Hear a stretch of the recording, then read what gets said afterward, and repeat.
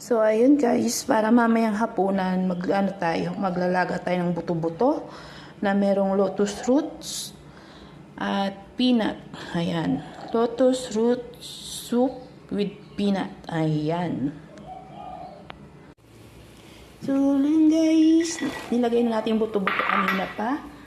Pinakuluan na natin. Nilagay na rin natin yung peanut. Lagay na rin natin yung lotus roots. So, pakuluan natin siya ng 1.5 hours. Para siya mamayang hapunan. So, para yung tanghalian ko, hindi ko pa alam kung anong kakainin ko. Kasi ako lang naman din mag-isa. So, itong hapunan na to ay share kami ni Amo mamaya.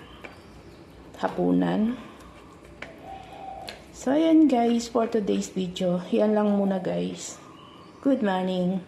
And, February 1 na guys. Araw na ng mga puso. Ayan. Advance Happy Valentine's Day guys.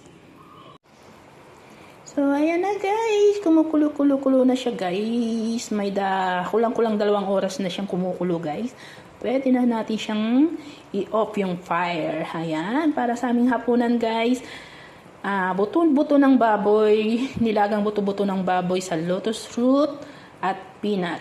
Lotus root peanut soup. Ayan. Yan para sa aming hapunan guys.